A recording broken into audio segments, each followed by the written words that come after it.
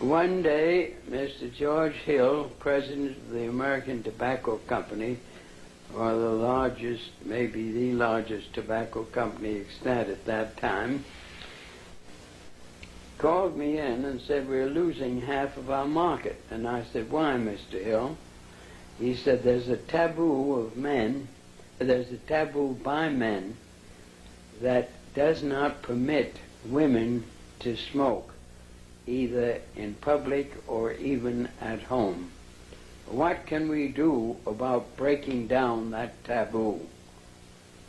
I said, have I your permission to see a psychoanalyst? He said, what'll it cost? I said, let me ask.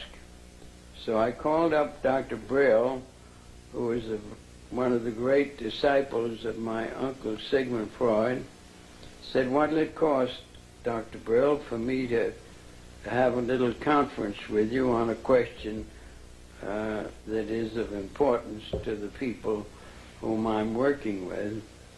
And he said $125, which at today's purchasing power would be about 20 times that. So I went to Dr. Brill and I asked him what cigarettes meant to women.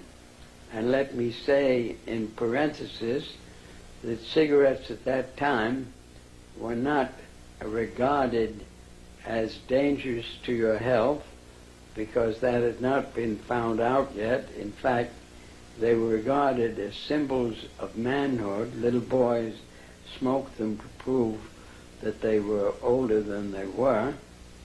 And they were regarded as symbols of importance in the society, giving pleasure and so on. So I went to Dr. Brill and asked him what cigarettes meant to women, and he answered very quickly, cigarettes are torches of freedom to women. They want to smoke to dramatize man's taboo against women by not permitting them to smoke, and that's why they want to smoke. And then he added as an afterthought, and they titillate the erogenous zones of the lips. Here I had my $125 worth of knowledge. What could I do with that information? I decided that there were 2 days of freedom in the United States. One was July 4th, political freedom, but that was no good because people were in the country using firecrackers to celebrate the day.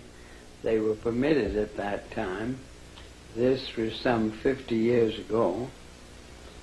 The other day was Freedom of the Spirit, Easter Sunday, and it occurred to me that any young debutante who was aware of the times and of herself as a woman being discriminated against would be delighted to walk in the Easter parade with her bow to dramatize the idea that cigarettes were indeed torches of freedom,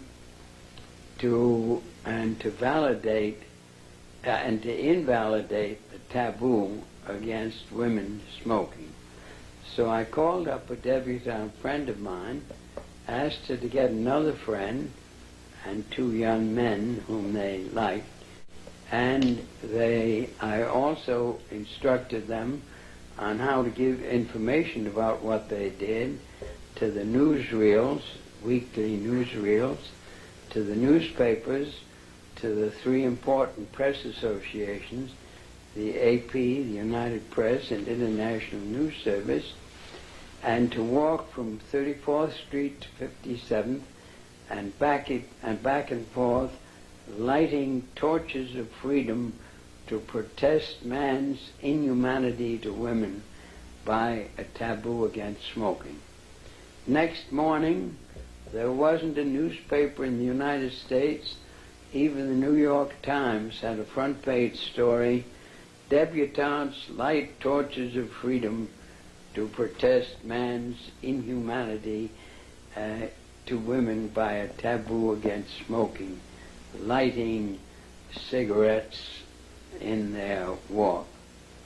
The interesting thing to me was that within 3 days, the newspapers, without any intercession on my part, published accounts that women were smoking in Union Square in San Francisco, in Union Square in Denver, and on the Boston Commons.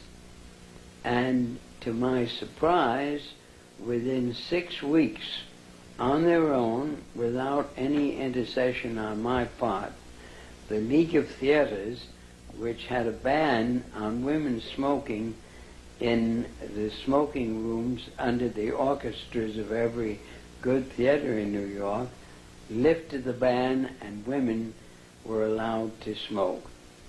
That obviously set a trend, and the Surgeon General's statement that cigarettes were dangerous to your health did not come out until about 30 years later.